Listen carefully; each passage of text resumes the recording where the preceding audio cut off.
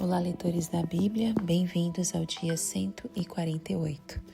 Eu sou a Tati Camargo, do Mulheres com Fé, e juntos estamos lendo a Bíblia por completo, com apenas 15 minutos por dia. Ontem nós terminamos 1 Crônicas, e que livro maravilhoso, mostrando a trajetória, uma das trajetórias do reinado de Davi, e tudo que Deus fez por ele, pela fidelidade do nosso Deus.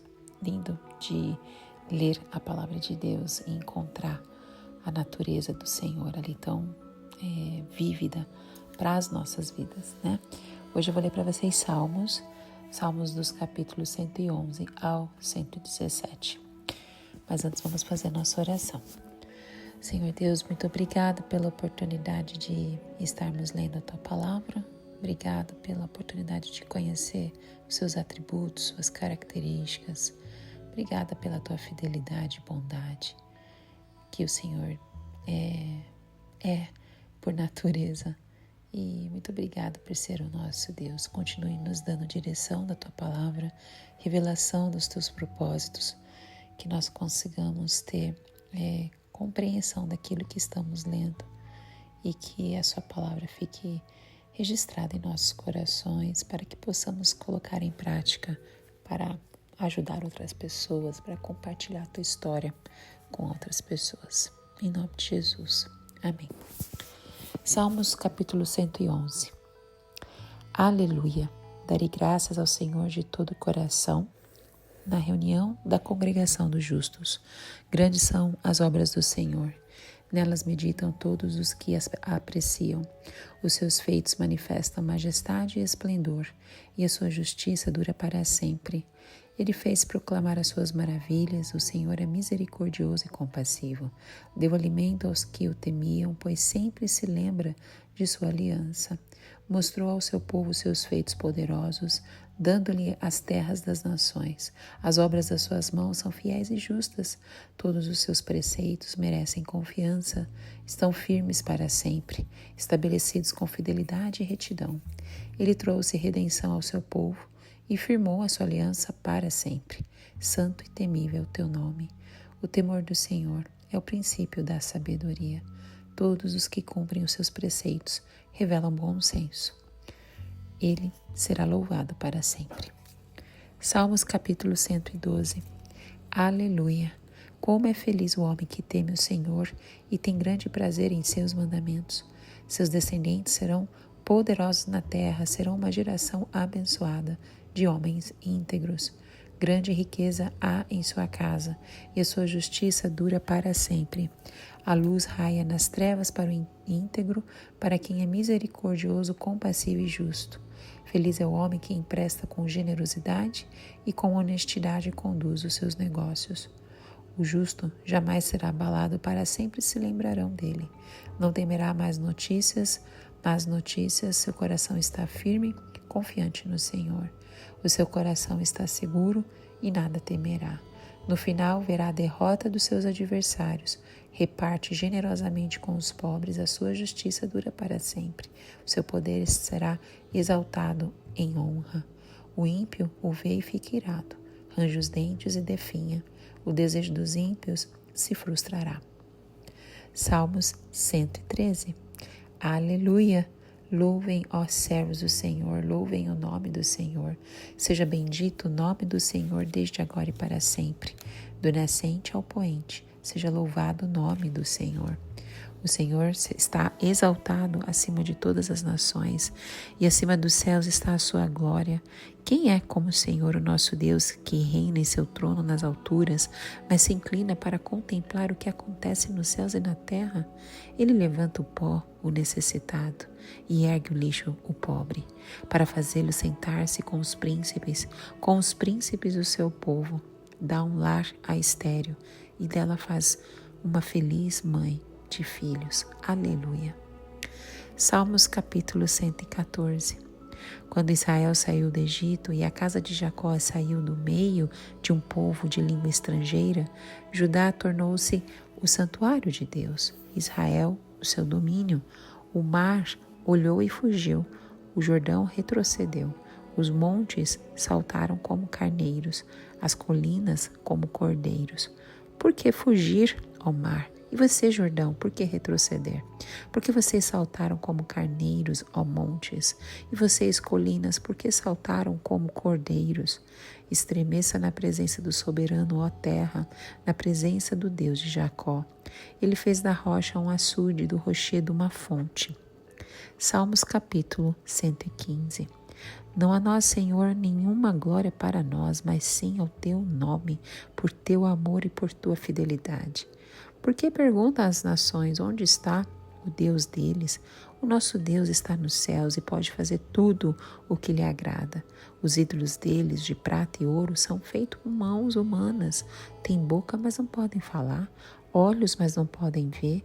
Têm ouvidos, mas não podem ouvir. Nariz, mas não podem sentir cheiro. Têm mãos, mas não podem apalpar. Pés, mas não podem andar. E não emitem som algum com a garganta. Tornem-se como eles aqueles que os fazem e todos os que nele confiam. Confie no Senhor, ó Israel. Ele é o seu socorro e o seu escudo. Confiem no Senhor, sacerdotes. Ele é o seu socorro e o seu escudo. Vocês que temem o Senhor, confiem no Senhor. Ele é o seu socorro e o seu escudo. O Senhor lembra-se de nós e nos abençoará. Abençoará os israelitas, abençoará os sacerdotes, abençoará os que temem o Senhor, do temor do menor ao maior. Que o Senhor os multiplique, você e seus filhos. Sejam vocês abençoados pelo Senhor que fez o céu e a terra. Os mais altos céus pertencem ao Senhor, mas a terra ele a confiou ao homem. Os mortos não louvam ao Senhor, tampouco nenhum dos que descem ao silêncio. Mas nós bendiremos o Senhor, desde agora e para sempre. Aleluia. Salmos capítulo 116. Eu amo o Senhor, porque Ele me ouviu quando Ele fez a minha súplica. Ele inclinou os seus ouvidos para mim, e eu invocarei toda a minha vida. As cordas da morte me envolveram, as angústias do Sheol vieram sobre mim, aflição e tristeza me dominaram. Então clamei pelo nome do Senhor, livra-me, Senhor. O Senhor é misericordioso e justo, o nosso Deus é compassivo. O Senhor protege os simples, quando eu já estava sem forças, Ele me salvou. Retorne ao seu descanso, ó minha alma, porque o Senhor tem sido bom para você. Pois tu me livraste da morte, livraste os meus olhos das lágrimas e os meus pés de tropeçar, para que eu pudesse andar diante do Senhor na terra dos viventes. Eu criei, ainda que tenha dito, estou muito aflito. Em pânico eu disse, ninguém merece confiança. Como posso retribuir ao Senhor toda a tua bondade para comigo? Erguerei o cálice da salvação, invocarei o nome do Senhor, cumprirei para com o Senhor os meus votos na presença de todo o seu povo. O Senhor vê com pesar a morte dos seus fiéis. Senhor, sou teu servo, sim, sou teu servo, filho da tua serva, livraste-me das minhas correntes. Oferecerei a ti um sacrifício de gratidão, invocarei o nome do Senhor. Cumprirei para com o Senhor os meus votos, na presença de todo o seu povo, nos pátios da casa do Senhor, no seu interior, ó Jerusalém. Aleluia. Salmos capítulo 117. Louvem o Senhor. Todas as nações exaltem-no, todos os povos, porque imenso é o seu amor leal por nós e a fidelidade do Senhor dura para sempre. Aleluia. O Salmo 111 é um salmo de sabedoria que introduz uma série de cânticos conhecidos como Salmos Aleluia, por iniciarem com a expressão hebraica Aleluia, que significa louvem ao Senhor. No texto hebraico, esse salmo segue a estrutura acróstica, na qual cada linha começa com uma letra do alfabeto. Essa forma literária aponta para o objetivo didático do salmo: ensinar, instruir e inspirar a meditação nas obras e no caráter de Deus. Aleluia, darei graças ao Senhor de todo o coração na reunião da congregação dos justos. A adoração começa com uma expressão de júbilo, aleluia. Não é apenas uma saudação litúrgica, mas uma convocação espiritual. O salmista decide louvar a Deus com todo o coração, sem reservas. Ele não louva sozinho, mas em meio à congregação, destacando a importância do culto comunitário. Grandes são as obras do Senhor. Nelas meditam todos os que as apreciam. Os seus feitos manifestam majestade e esplendor, e a sua justiça dura para sempre. Ele fez proclamar as suas maravilhas. O Senhor é misericordioso e compassivo. As obras aqui são do Senhor e são descritas como grandes, majestosas e dignas de meditação. Aqueles que as apreciam não apenas as contemplam, mas as estudam, as consideram, as celebram. Elas não são banais, mas revelações da glória e da justiça divina. A proclamação das maravilhas divinas é um ato de generosidade do próprio Deus. Ele faz com que o povo se lembre do que ele fez. Como cristãos, nós somos convidados a relembrar diariamente as ações do Senhor em nossas vidas e na história da salvação. O Salmo 112 está intimamente ligado ao 111, tanto na forma quanto no conteúdo. Enquanto o Salmo 111 exalta o caráter e as obras de Deus, o Salmo 112 mostra como essas qualidades se refletem na vida do justo que teme ao Senhor. O Salmo 112, portanto, é um retrato da espiritualidade prática. Ele responde à pergunta: como vive o homem que teme ao Senhor? No versículo 1 ele nos diz: como é feliz o homem que teme o Senhor e tem grande prazer em seus mandamentos. O salmista começa com uma bem-aventurança. A felicidade não está nos bens, mas no temor reverente a Deus e no prazer que se tem na tua palavra. A obediência aqui não é mecânica, mas voluntária e cheia de deleite. Ao ler esse versículo, nós podemos entender que ser feliz é encontrar contentamento em seguir os caminhos do Senhor. Assim como no Salmo 1, a alegria espiritual nasce da obediência. O Salmo 113 dá início ao chamado Halel egípcio, que abrange o Salmo 113 ao 118. É uma coleção de músicas que eram cantadas durante as principais festas religiosas de Israel, como a Páscoa, a Festa das Semanas e a Festa dos Tabernáculos. De forma especial, os Salmos 113 e o 114 eram entoados antes da refeição pascal, enquanto os demais eram cantados depois. Assim, o Salmo 113 funcionava como uma abertura litúrgica, conclamando o povo à adoração e à lembrança da libertação divina. O primeiro versículo nos diz assim: Aleluia, louvem, ó servos do Senhor, louvem o nome do Senhor. O salmo começa com um triplo chamado de adoração. O termo aleluia não é apenas uma exaltação espontânea, mas um imperativo litúrgico. Os servos do Senhor, em seu contexto original, provavelmente se referem aos levitas, responsáveis pelo louvor no templo.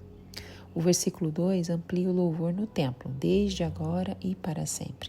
Isso nos lembra que adorar a Deus é um compromisso que vai além das circunstâncias ou momentos específicos. Já o versículo 3 estende esse louvor no espaço, do nascente ao poente. É um reconhecimento de que Deus deve ser adorado por todos os povos, em todos os lugares, o que ecoa o propósito global da salvação que se vê no Salmo 67. Ao ler esses versículos, nós somos desafiados a louvar a Deus de forma constante e pública. Como cristãos, nós não fomos chamados a um louvor ocasional, mas a uma vida inteira de adoração. O Salmo 114 também pertence a esse grupo, Halel egípcio. Este salmo em especial celebra o poder de Deus manifestado durante o Êxodo, quando ele interveio na história para tirar Israel da escravidão e conduzi-lo à terra prometida. A autoria do salmo é anônima e seu estilo poético, carregado de imagens vivas e personificações da natureza, remonta ao tempo em que a poesia hebraica servia tanto para a instrução quanto para a adoração pública. Ele não apenas narra o evento do Êxodo, mas o interpreta como o nascimento de Israel como povo consagrado a Deus. Logo no começo do capítulo diz assim: quando Israel saiu do Egito e a casa de Jacó saiu do meio de um povo de língua estrangeira. O salmo começa como uma lembrança direta do Êxodo. A expressão povo de língua estrangeira enfatiza a condição de estrangeiros e oprimidos dos israelitas. Eles viviam em uma terra que não era sua, sob domínio de uma cultura e linguagem estranhas.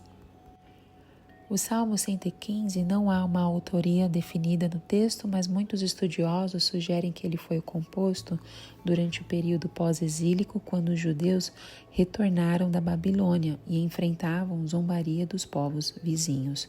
A estrutura do Salmo apresenta um forte contraste entre o Deus vivo de Israel e os ídolos inertes das nações. A linguagem do texto sugere que os fiéis estavam cercados por questionamentos e escárnio dos pagãos, perguntando: onde está o Deus deles? A resposta do salmista é teológica e litúrgica. O nosso Deus está nos céus e age com liberdade soberana. Está lá no versículo 3.